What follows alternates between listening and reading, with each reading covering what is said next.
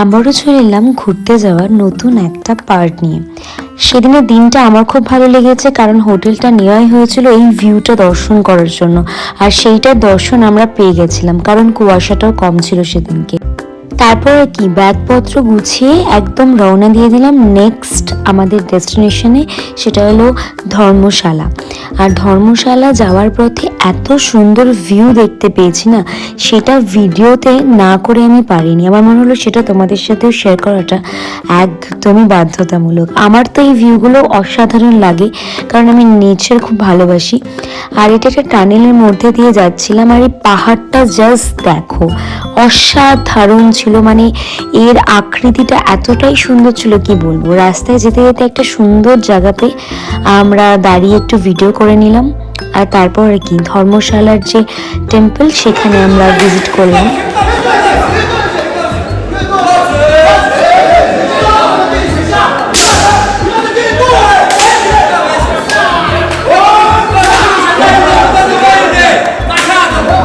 তোমরা তো দেখতেই পাচ্ছ ওরা একটা অ্যাক্টিভিটি করছে।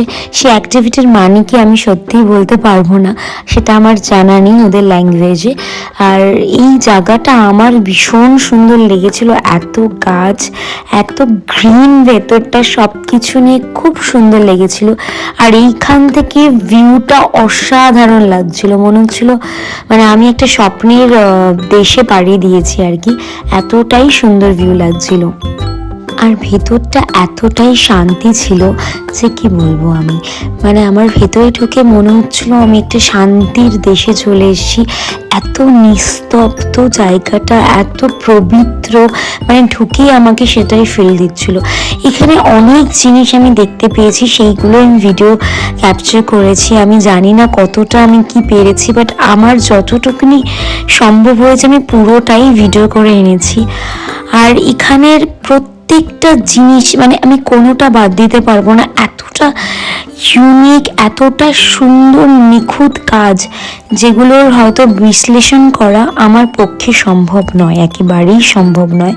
এখানে হয়তো ওদের ফুড কিছু ছিল, যেগুলো হয়তো ওরা ঠাকুরের ভোগ নিবেদন বা নিজেরা খাওয়াতে ইউজ করে।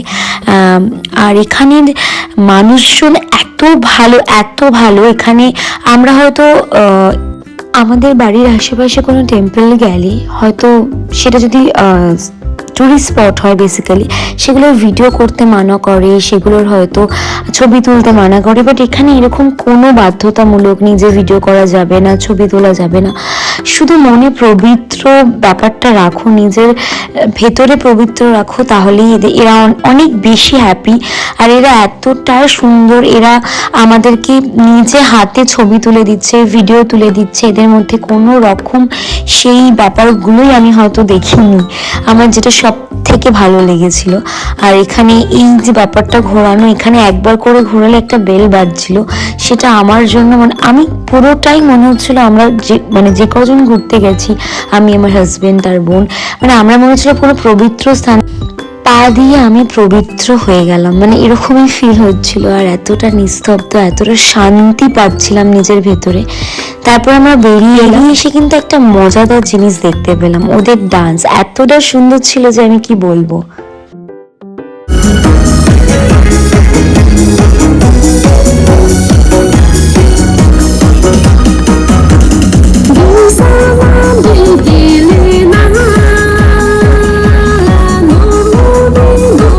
তারপর আমরা একটা ফার্স্ট ক্যাফেতে গেছিলাম।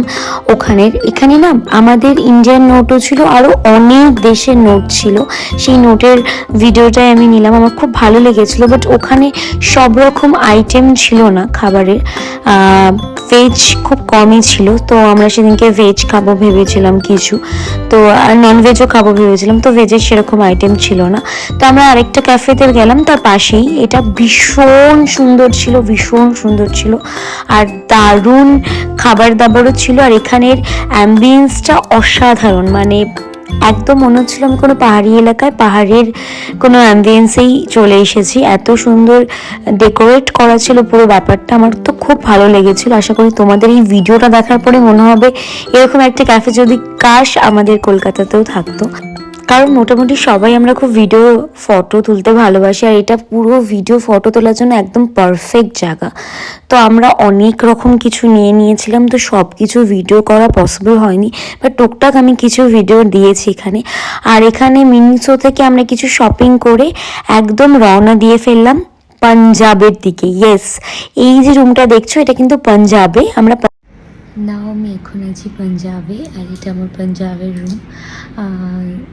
সবাই বলতেই পারো হিমাচল প্রদেশ থেকে কীভাবে পাঞ্জাব, কারণ আমরা পাঞ্জাব হয়ে দিল্লি যাচ্ছি, তো সেই কারণে পাঞ্জাবে আমরা স্টে করছি, কারণ প্রচণ্ড ট্রাভেল।